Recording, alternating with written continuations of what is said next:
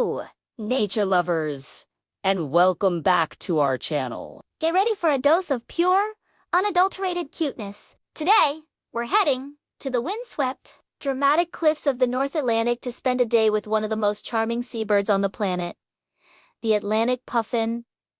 But we're not just watching any puffin. We're focusing on a very special, very fluffy little character, a baby puffin, affectionately known as a puffling. Our little star is just a few weeks old, still covered in soft, sooty gray downy feathers. He looks more like a little dust bunny with a beak than the sleek clown of the sea he'll one day become. He lives in a cozy burrow, dug deep into the grassy cliffside by his parents. For now, this dark, earthy tunnel is his entire world. It's safe, it's warm, and it's where his parents bring him delicious meals of Morning has broken over the colony, and the air is alive with the calls of thousands of adult puffins. It's a bustling seabird city.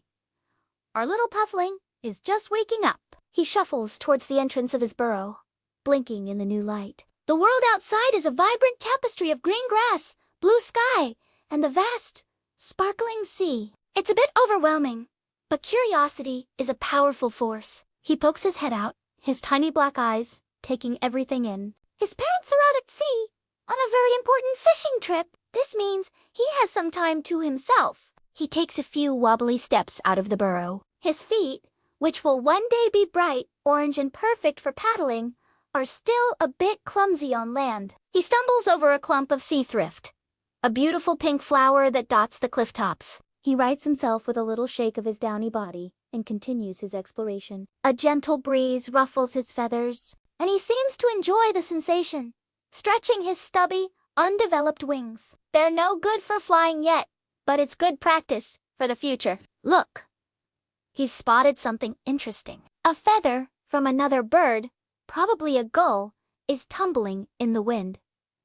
For our puffling, this is the best toy imaginable. He pounces on it, a little awkwardly, and grabs it in his beak. He tosses it into the air, watches it float down, and then pounces again. This is more than just play.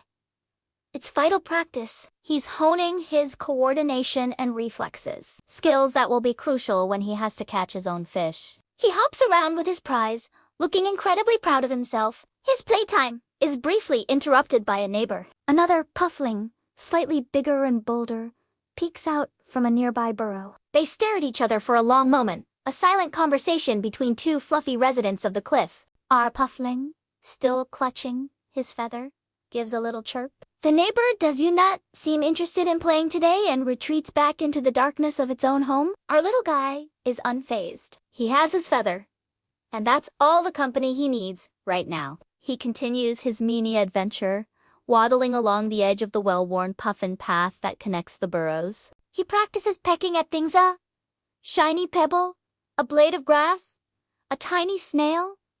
Everything is a source of wonder. This is how young animals learn about their environment, through taste, touch, and sight. He's building a mental map of his small territory, learning what's safe and what's not. The world is a big classroom, and he is a very eager student. Suddenly, a shadow passes overhead. It's a great black-backed gull, a major predator for Instantly, instinct kicks in. Our puffling freezes, flattening himself against the ground, his gray down providing surprisingly good camouflage against the soil. The big gull circles once, twice, and then, seeing nothing of interest, flies on. Our little hero waits a few more seconds before cautiously lifting his head. Danger has passed. It was a scary moment, but an important lesson in survival. As midday approaches, the sun warms the cliff top. Our puffling is starting to feel a bit tired from all the excitement. He finds a sheltered spot next to a large rock and settles down for a nap. He tucks his beak under a wing, looking like a perfect, fluffy ball. Even in sleep, he's adorable. The colony remains busy around him, a constant hum of activity, but he is safe and sound, dreaming of, well, who knows what a puffling dreams of? Probably a mountain of tasty fish. He doesn't sleep for long. A familiar call cuts through the air. It's one of his parents. He sits up, instantly alert. And there, circling above, is his mom. Her beak absolutely crammed with silvery sand eels, all lined up perfectly. This is the moment he's been waiting for. She lands gracefully near the burrow entrance, a true master of the air. Our Puffling rushes towards her, chirping excitedly. It's dinner time! She doesn't just hand over the fish. She makes him come right to her, encouraging him to be active and responsive. He nibbles the fish directly from her beak, swallowing them whole one by one. It's a high-energy, high-protein meal. Exactly what a growing Puffling needs to build strong muscles and develop his waterproof feathers. He eats until he's completely full, his little belly visibly rounder. His mom gives him an affectionate nudge before heading back out to sea for another fishing run. Both parents work tirelessly to feed their single, precious chick. With a full stomach, our Puffling has a new burst of energy. But this time, his play is a bit different. He begins to preen, using his beak to meticulously clean and align his downy feathers.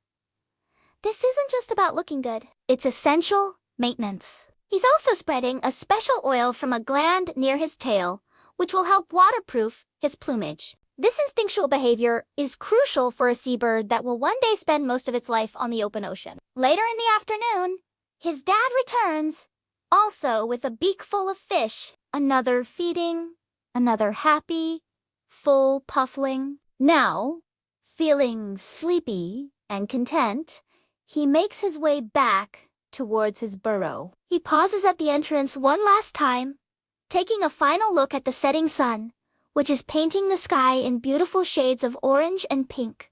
The sea is calm, and the wind has softened to a gentle whisper. It's been a big day, full of play, learning, and a close call. He backs into the burrow, disappearing into the familiar darkness. Down in the safety of his earthy home, he will spend the night digesting his meals and growing a little bit bigger, a little bit stronger. In just a few more weeks, under the cover of darkness, he will leave this burrow for the first time and make his way to the sea. He won't return to land for several years, but that's a story for another day. For now, our little Puffling is safe and sound, resting after a perfect, playful day on the cliffs. What an incredible glimpse into the secret life of a Puffling. It's amazing to see how play and instinct combine to prepare these tiny birds for their epic life at sea. Thank you so much for joining us on this heartwarming adventure. If you loved watching our little fluffy friend, Please give this video a thumbs up and consider subscribing to our channel for more amazing stories from the natural world. We'll see you on the next one!